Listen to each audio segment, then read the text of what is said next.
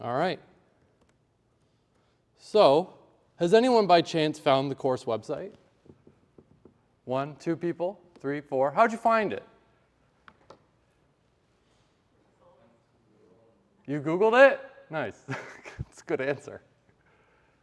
Why are you so quiet? Apathy ain't cool anymore. You're not 16 sitting in a high school lecture.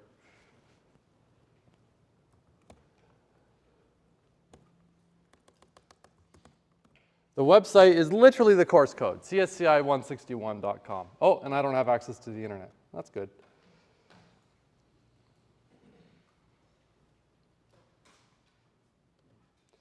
Is anyone else having issues in here? Wi-Fi? No. Sometimes in the past I've had issues in this room. Is there a cable? No. Well, here's hoping I can connect, otherwise we're in trouble. Okay, how many of you are doing like math, wants to do math as a major or something? 1, 2, 1, 1. Only you, I guess. Physics. Anyone here for physics? 2 people? 2.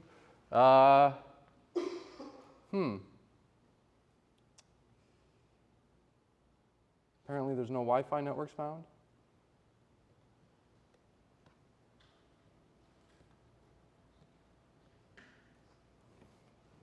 Chemistry? No one in chemistry? Biology? Business? 2 people? 2. Nursing?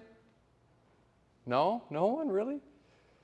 Oh my goodness, why can't you use my, nope.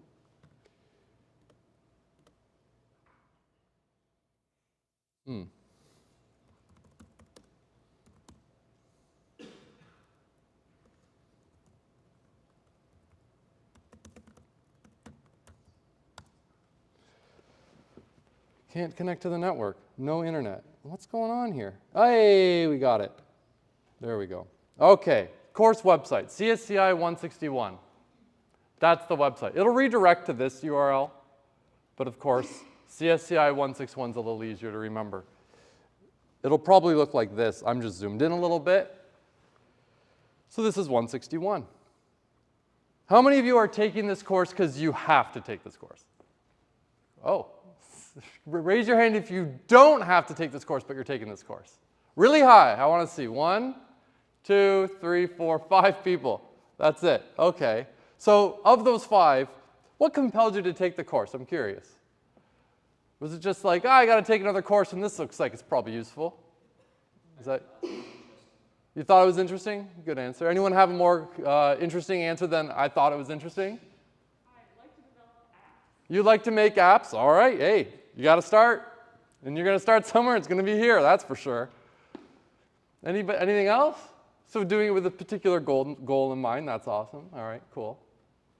Anything else? No? All right.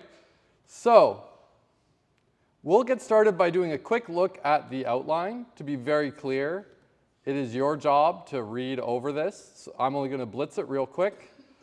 In this course, you're going to learn some programming stuff.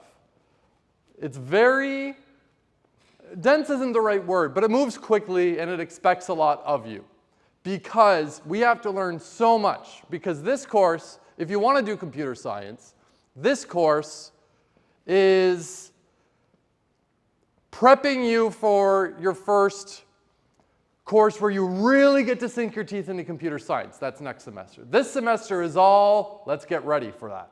It is computer science, don't get me wrong.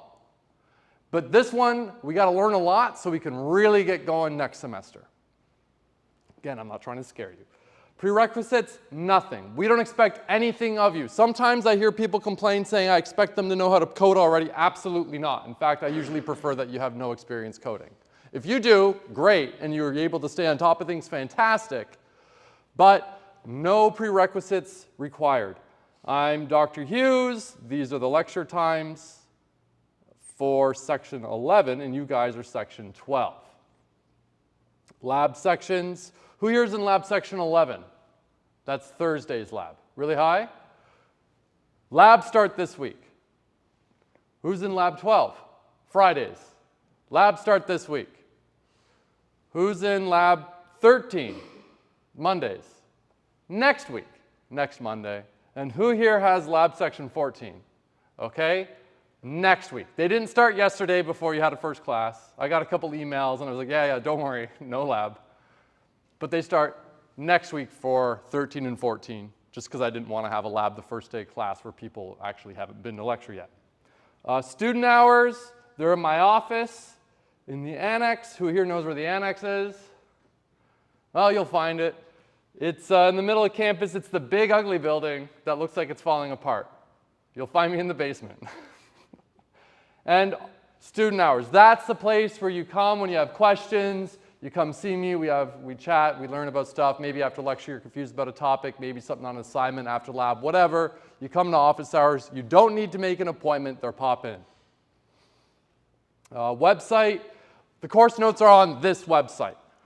Moodle is only used as a place to submit your assignments and whatnot. Also, do not look at the course grades on the assignment. I don't bother with the calculation on it. I tabulate them all myself.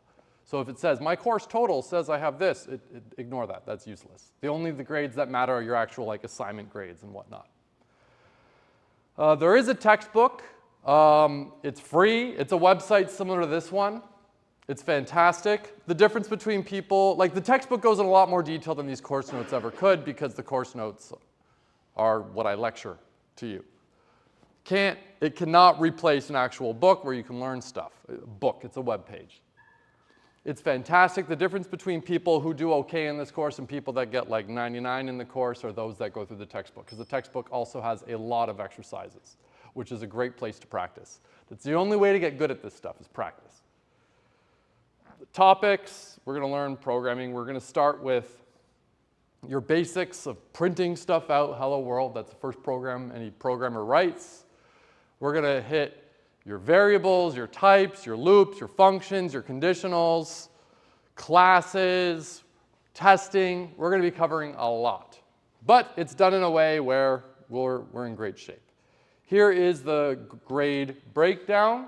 You'll notice that there's no set dates in there. That's because it's hard for me to set a date because every year is a little different in terms of pacing. So I don't want to set a deadline for assignment 1 and then have it too early for you guys based on where we are in the class. It'll be around the end of September, assignment 2, mid-November, and so on and so on and so on. You'll notice that there are 2 tests and a final exam. I think I'm really good at writing tests in the way that, creating tests, in that I'm really good at making tests for people who know what they're doing. If you know what you're doing, you don't even need to be a whiz or anything. But if you know what you're doing, if you understand this stuff, you're probably going to get really close to 100. I don't like any of those gotcha questions. I don't like questions of well, how much do you really, I'm going to push your understanding. No. If you know what you're doing, you're going to do great. If you don't know what you're doing, you're probably going to get as close to 0, if not 0. That's what I try to go for in my tests. Not because I want you to get 0, but it's because I want your grade to reflect your understanding. Assignments. Follow the submission details. They'll be described on each individual assignment. You just submit it to Moodle. Anyone here have experience with Moodle before? A couple people. It's not too bad. You'll get used to it pretty quick because all your courses will be using it. Due dates. If it's in on time, it's marked. If it's not, it's not. My things are always due at 11:55. If it's not in on or before 11:55, it's late. And if it's late, it doesn't get marked. So if you submit something at 11:56, will it get marked? What do you think? No. And I'm not joking. It's 11:56, it's not marked. 11:55, it's marked. Because 6 is bigger than 5. So you're aware. We're in great shape. It's not marked. It would be unethical for me to mark it if it was late. Because otherwise, you're left in a position of, well, if someone submits at 11:56, maybe I should accept it. But then someone submits at 11:59. Someone submits at 12:10, 12:45. Where do I draw that line? It's got to be drawn somewhere, right? So how about we just keep the line where I said it was, so no one has to guess? And you know what would be remarkably unfair and very unethical? Is if, let's say, you're so close to having the assignment perfect, but it's like 11:54, and you're like, I can't risk it, I gotta submit it, as it is. So you submit it. But someone else, they don't submit it on time. They take those extra few minutes to get it perfect. If I accept theirs, you get punished for following the rules. They didn't. That doesn't make any sense, does it? That's weird. So yeah, in on time or not. And every year I get an email from a student saying, I submitted it at 11:58 and you won't mark it. Oh my gosh, I'm going to the dean. And my response is, say hi to Joe. Because the dean, if he's nice to you, he won't laugh at you, but he might laugh at you. Marking will be done by a TA. Tests, don't cheat, whatever. Missed tests, there's no makeup test. If you miss a test, the weight of that test will just be shifted to the subsequent test. If you miss both tests, that means both tests' weight will be shifted to the final exam. You probably don't want that because that means your final exam will be 80% of your final grade. I mean, maybe you do, I don't know. What's up? So for the test, is it like test 1 would be everything to what we learned, and would test 2 also be material from test 1? Yes and no. So no in the sense that if test 1 was focusing on if statements, right? Test 2 won't focus on if statements, but because everything is so accumulative, it's not possible to have anything on test 2 that doesn't include stuff from test 1. Because it's so accumulative that it's like if test 1 was checking your ability to walk, and test 2 is checking your ability to run, and then you say, well, I mean, how would I be able to run if I can't walk? And you tested me on being able to run, but test 1 was about walking. I'd be like, well, yeah, but you got to walk before you can run. That's like a requisite. So it won't explicitly be about the same stuff, but it's accumulative in the sense that it can't not include stuff from test 1. Did that answer? Is that clear? Cool. Labs, like I already said, lab sections 11 and 12, Thursday, Friday, start this week. Lab sections 13, 14 start next week. Email, you can email me, office hours. If you email me questions, it's fine to email me questions, but email questions got to be something that I can look at, read, and answer quickly. And only expect emails from working hours. If you send me an email that's like, oh, my code doesn't work, here's all my code, can you help me? I'm not going to respond to you. You come to office hours, you come to student hours for that type of stuff. That's where we can actually dig into it. Otherwise, it's not possible for me to do that in the email. I just can't. It's not workable. It's not that I'm trying to be nasty, it's that that doesn't work. So email is great for quick questions and answers. Office hours, student hours, that's when you come and you ask and we sit and we chat and we figure things out. Attendance, it's mandatory. Copyright, I own everything. Class recording, you're not allowed to record me, but don't worry, I record myself, and let me just make sure I am. Yes, I am. So don't worry. If you forgot something, you missed something, it'll be on YouTube. Don't cheat, don't cheat, don't cheat. You can get tutors. And a lot of this stuff now is boilerplate stuff that you got to go through, but it's going to be the same across your other courses. So you read one, you read them all mostly. That's basically it for the outline. Of course, that is not intended to be thorough. It was quick. It's your job to be thorough. Any questions before we jump into topic 1, which is still more like introductory stuff? Okie dokie. So, what will you learn? The short version, you're going to learn how to write code, make programs. And you're going to write code to solve problems, which might sound like, well, okay, yeah. But there's an important thing to emphasize here is writing code to solve problems isn't just a matter of well, that's just the same as point 1, writing code. No. The trick is identifying a problem, understanding the problem, coming up with a way and understanding how code could be used to solve the problem, and then writing code to solve that problem. There's a whole process there. Writing code is the last step. You'll learn a little bit about how computers work, a little bit, and a little bit on what computer science actually is, because it's kind of a weird thing. The long version, read the outline. And I mean, Here's kind of a silly question I'm going to ask. This is something I like to do in lectures because I get bored talking at you for too long. I break up the monotony with little activities. They'll turn into more like coding type ones as we go, but of course you don't really know how to do that yet, so right now we'll keep it easy. Have you ever, raise your hand if you've ever encountered a program before, a computer program. Come on, wake up. Obviously you have. Obviously, right? Now here's what I want you to do. I want you to take a moment, talk amongst yourselves, and I want you to come up with an area of anything where knowing how, where software, where programs, where computers are just, they're not going to be helpful at all. They're absolutely not helpful. Take a moment, try to come up with an area where that's the case. And chat. The room should be loud. I don't want it to be quiet.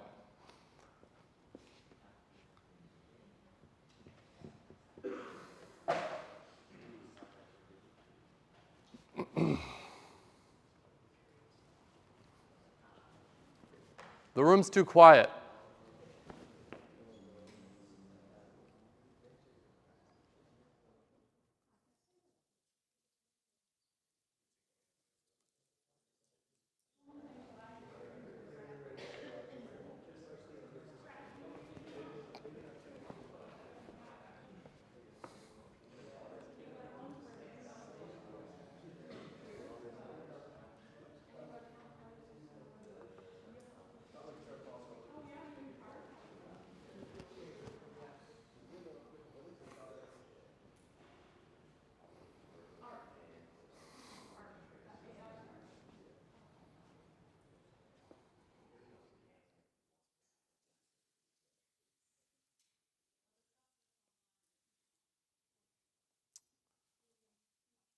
All right, who's got an answer for me?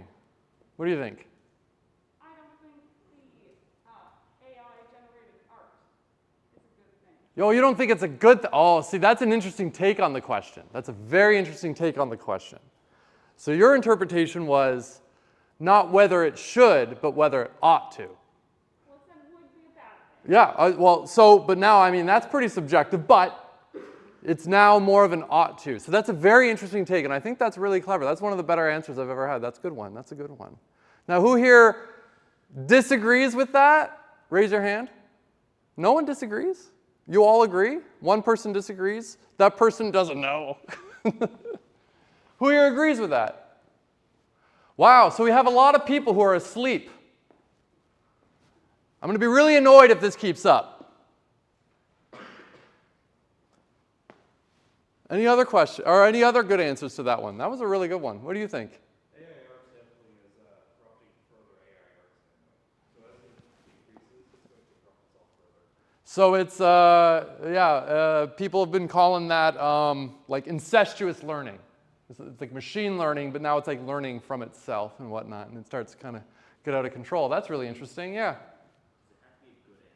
No, it could be whatever you want. Okay, well, witch hunt reenactment. Pardon? I said witch hunt reenactment. A witch hunt reenactment, but who scheduled it? Who scheduled the witch hunt reenactment? Yeah, I wonder if they used a computer to do it. I don't know. Now I'm being nasty, right? What do you think? AI recognition on predator drones? AI recognition on what? Predator drones. On predator drones? Yeah, the drones that go. Yeah. So I wonder, like, see, now these are interesting answers, but we're going into the space of someone thinks it's a good idea, right? So I don't know. These are good answers. These are good ones. I like it. Good job. All right, we'll carry on. Prerequisites. I don't know. Want to learn something new? Why are the course notes a website? Well, this course, I want to make sure first and foremost we're separating programming from programming language. You can learn to program with whatever language. We're going to use the programming language Python in this course. And this website is generated with this software called Sphinx, which is used to generate documentation for Python code. All of your Python documentation that you'll ever read is going to look like this. It's going to be generated by Sphinx. In fact, here's an example of one. It's got a different theme, but you'll see same idea. It's set up like this. This is the documentation for Python's math library where you got all the functions in there. and it describes how to use them. So it's to get you a little bit familiar with it. Also, I just like having it online. I like the idea of the course content being open to anybody, so that's another reason why it's there. There are 2 sections of the course. Yep. The reason there's 2 sections is to accommodate people who couldn't take the other section because of timetable conflicts. So there's 2 sections. I'm doing both. You'll have to bear with me if I mix you 2 up one day and you're like, wait, we haven't talked about that yet. Just remind me if that happens. How will the class work? Well, it's going to be a little bit different. A lot of your lectures are just going to be someone at the front talking at you. And I'm going to be doing a lot of that, don't get me wrong. But I do like to break up the monotony with some activities. Maybe it'll be talking amongst yourselves. Maybe it'll be working on a problem or something. You'll have 3-4 minutes to try to solve a problem. If you do, good. If not, well, we'll work through it together and maybe you can see where you went wrong. Or if you just had like a minute longer, you'd figure it out, whatever.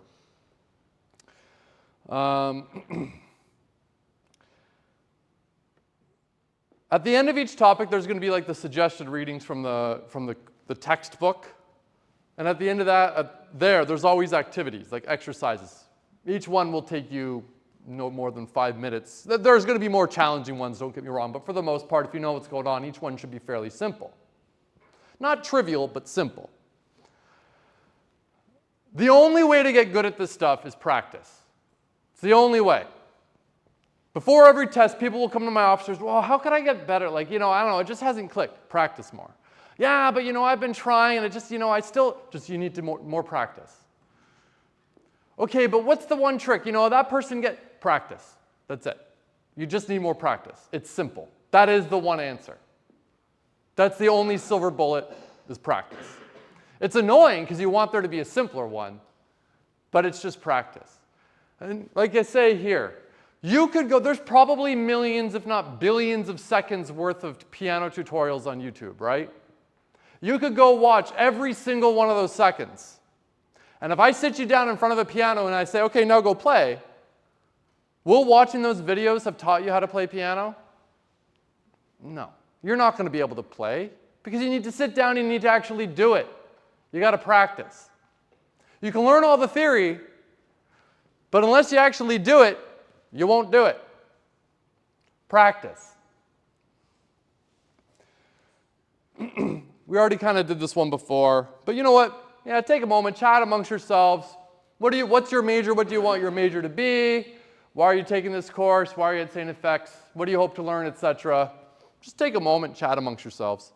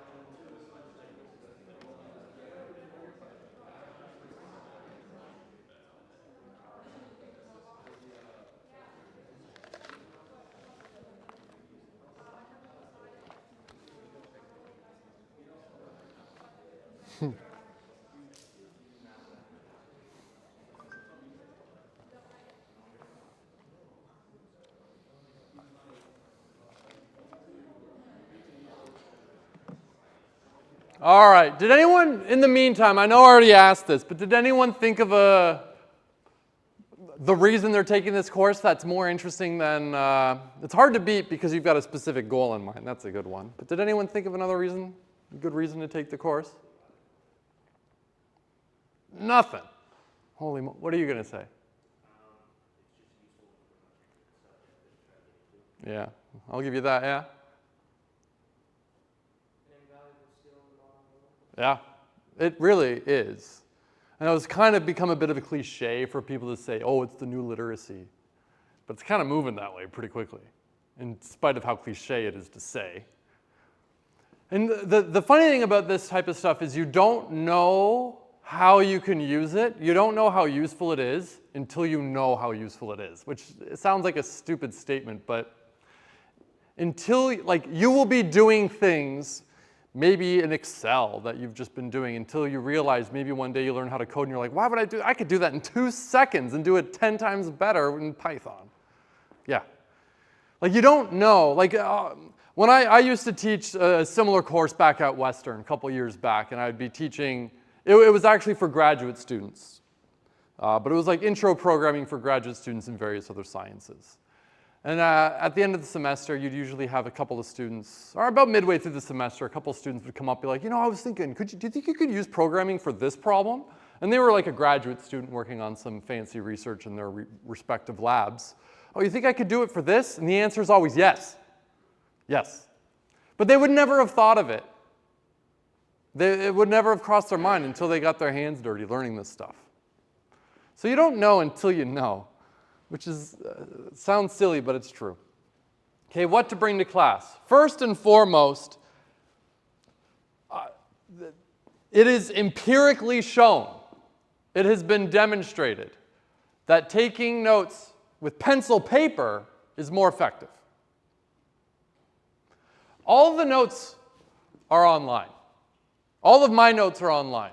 I record the lectures and put them on YouTube. But nothing's going to beat, you know, writing the things down when there's something worth writing down. So take notes.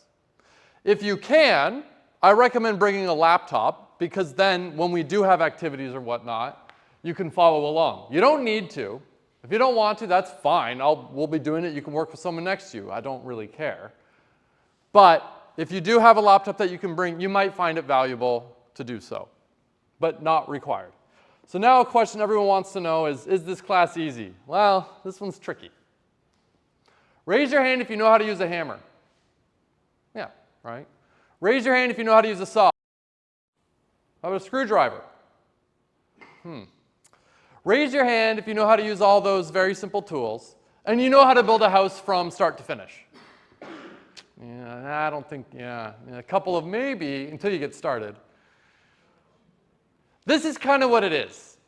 Learning the individual things is fairly straightforward. You learn a variable. Oh, that's easy. You learn about types. You learn about functions. Yeah, that's easy. You learn about loops. Pretty easy. Conditionals. Pretty easy.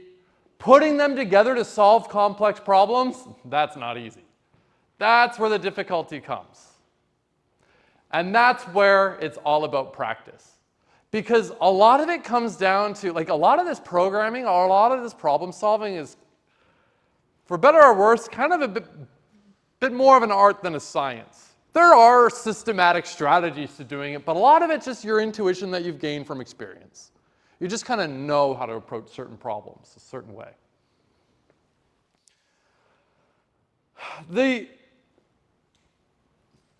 The only way to get good is practice. That's the easy thing, is there's an easy answer on how to get good, is it's practice.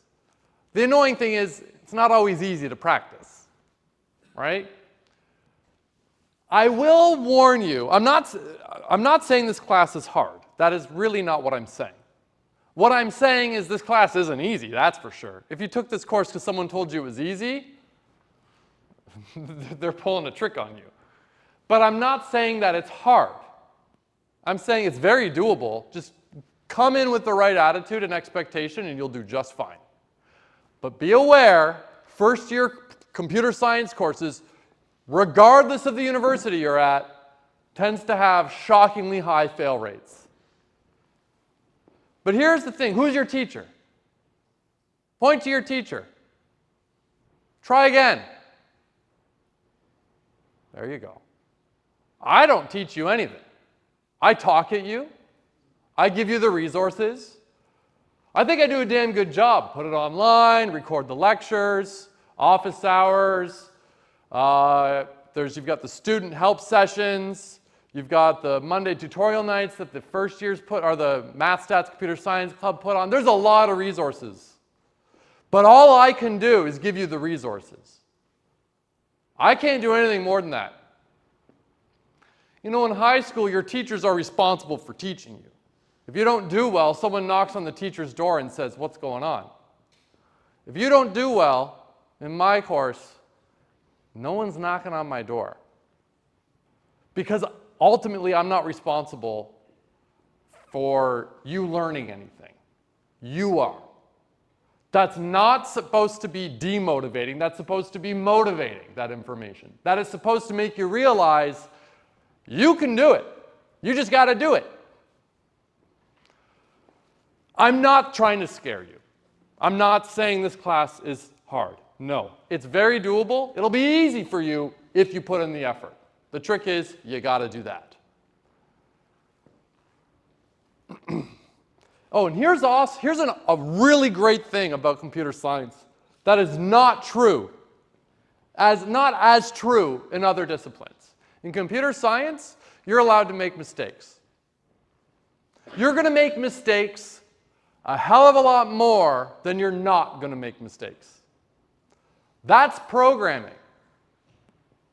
You know in movies when you see like all the hackers and they're like, you know, they're typing away and they're coding. That's not how it works. Programming happens. I've seen programmers that type like this. They are slow. There's some stat out there. I don't remember what it is, but it's something like software engineers write like at most 50 lines of code a day. That's very little. But it's because most of the time they're planning, they're thinking, and they're fixing their broken code. You are going to be wrong every time before you're right. That's the way it is. And this is not supposed to be pessimistic. This is programming. Programming is writing code and then beating your head against that keyboard for as long as it takes to get it working. Writing code is easy. Writing correct code isn't. You're going to be wrong almost all of the time. But that's what it is. And the reason I'm telling you this is because there's going to be people in here who have no experience with this, who sit down and they try to code and it doesn't work for a few times, and they get frustrated because they're thinking to themselves, I'm not getting it working. I must not be good at this. No, you're doing exactly what you're supposed to be doing. The fact that you're wrong all the time isn't because you're new at this. It's because that's programming. You're going to be wrong every time before you're right. And you're going to be wrong a hell of a lot more than you're right. Programming is a bad name. Really, it should just be called debugging, because that's all you do most of the time when you're writing code, is what's wrong. And that's what it is. Get used to being wrong. But you might not have realized the luxury of this. If you're in math class, for example, I'm going to pick on math, and you got an assignment, and you do your assignment, and everything seems right and whatnot, you submit it, and you go, I hope I was right. You don't need to have that mystery in this course. You're going to know if you're right or wrong before you submit it, because you'll know if you're right or wrong if it did what it was supposed to do. Write a program to do X, Y, Z. Okay, I did it. And after beating my head against the keyboard for 8 hours, it finally does X, Y, Z. It's right. Good. There's no mystery anymore. You know you're right. You're allowed to make mistakes, and you'll know when it's a mistake and when it's right. You don't have that luxury in other disciplines. You're encouraged to make those mistakes. That's the only way you're going to learn this. You practice, you suck, you finally suck a little bit less enough to get it working. Programmers always go through this you'll find jokes on this online all the time. They flip-flop between, I'm a moron, I don't know anything, I can't get anything working, I should quit, I don't know anything, to, oh my God, I'm a god, I figured it out. That's programming. That's the duality of a programmer right there. You jump between one or the other. The other half of programming, if you're not debugging, you're Googling it. This is one of my favorite jokes I saw like a long time ago now. Life before Google. Yeah, there was a time. Can you believe there was a time where if you wanted to learn something, you had to go to a library? Sounds terrible. I wouldn't have learned anything if I had to do that. And if you're lucky, you'd find the one thing you want to learn a little bit more about. I want to learn more about leopards because. So you get on your bike and you ride to the local library. You go hope the encyclopedia for L is still there and someone doesn't have it or someone stole it. And then you get it and you look it up and you find the little section for leopards and it's like a paragraph. And you're like, oh great, I got to learn about leopards. Today, you whip out your phone and you go leopards and you can learn anything you ever wanted to know about a leopard. Everything a human knows about a leopard is on the internet. And you can learn it now. The joke in computer science is Google it. And that's not dismissive, that's the other half of programming. If you're not debugging, you're debugging by Googling it. How do I do this? Google it. You're going to have questions in this course. A lot of the times, so first of all, there's a question I might get where someone says, hey, can you do this? Try it. Don't ask me, literally just try it. What happens if you try this in the code? Do it and tell me. You're not going to blow up your computer. You're not. In fact, all the code we run is going to be on Google's computers. It's not even ours, so it doesn't even matter. Even if you did somehow figure out how to make their computers blow up, it's theirs, not yours. So just try it, see what happens. Did it work? Did it not work? Did it do what you thought? Whatever. So just try it. The other half of the time when you've got a question, you can Google it. You can ask me, and I might even respond with, I don't know, look it up. Maybe sometimes it's because your question, I just don't know the answer. Because you've got a very specific esoteric question. Maybe I don't know. Sometimes I know the answer, but I know in 2 seconds you'll figure it out on Google. But the reason I'm doing that is not because I don't want to tell you. It's because learning how to find the answer to those questions is one of the most important skills you'll know as a programmer. Because that's what the other half of programming is. Debugging and finding the answer to it. Independent learning. That's one of the biggest things. And I want you to start getting used to it. And this is so much of a joke that you'll find,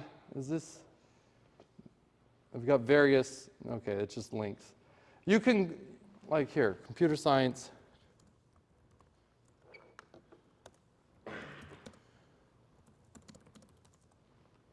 Like there's just billions of jokes related to, like, oh, I'm a programmer, that means I know how to Google, right? Like that's, whoa, that's what's happening. Sheesh. Is it this? There. Just there's so many of these jokes everywhere. Just that's what it is. And there's a reason it's a joke. Not because I'm mean, but because that's what it is. So if I ever tell you to Google it, you should feel really bad about yourself. That's what I'm trying to say. Okay?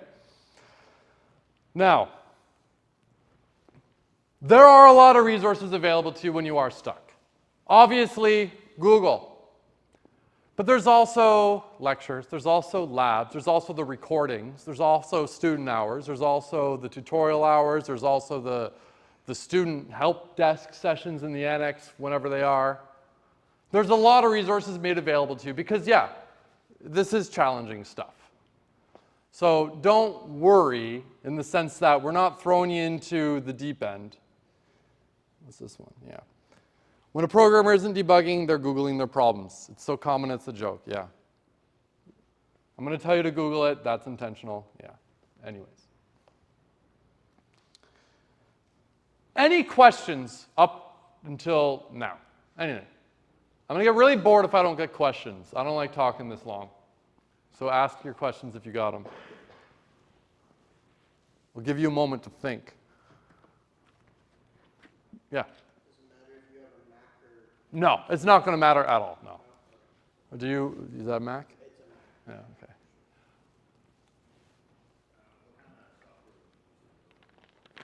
We are going to use Google Colab. Right here. So, all you do, if you've got your computer here, go to a browser and type in Colab, C-O-L-A-B. And you will find something from Google called Collaboratory. Raise your hand if you do not have like a Google account, like Gmail or whatever. Okay, so everybody does. If you happen to not, and it's because you just hate Google, I'm going to suggest, we can find an alternative for you, but it's probably going to be easier if you just make an account, at least just for this course, to be able to use Colab. So if you Google Colab, you go here, chances are you'll get like a landing page. Oh, it looks like I'm going to go straight to some, like a landing page. You might get a pop-up. You might need to do like file new, whatever. I'm just going to hit new notebook.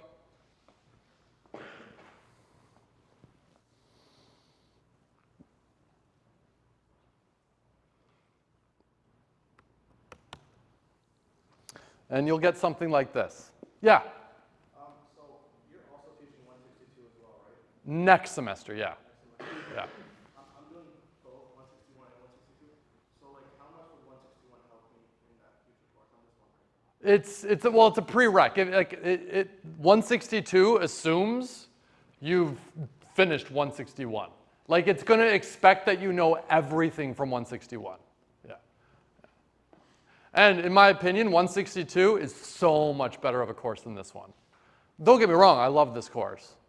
But I think 162 is far more interesting because the problems get so much more interesting to solve. Yeah? Are like our final exams and stuff, are the exams just going to be on paper and pencil, or are they going to be on They'll be paper pencil.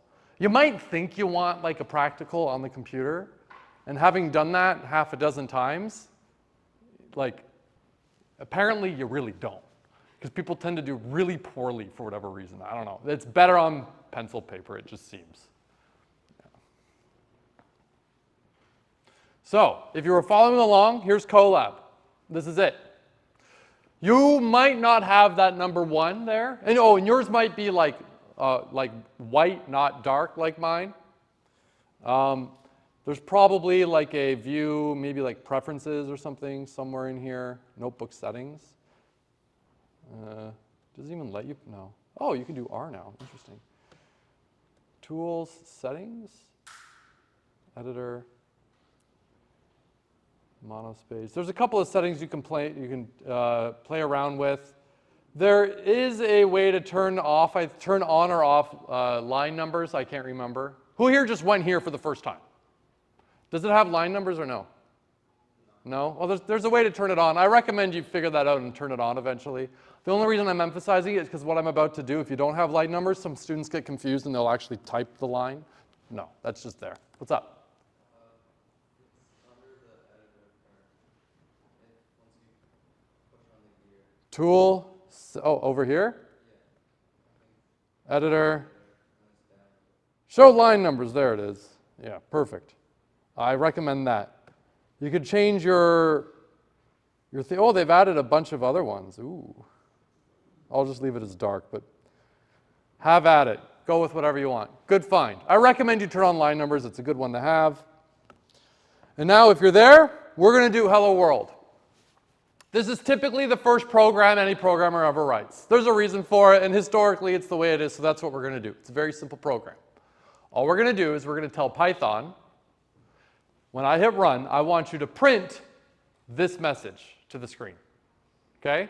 So the way we do that is we write what that says right there. Print lowercase p, and then open parentheses. Print is a function that tells Python to print. And then in here, we can put whatever we want, but we want to put in the words hello world. And we're going to do that by putting it in quotes.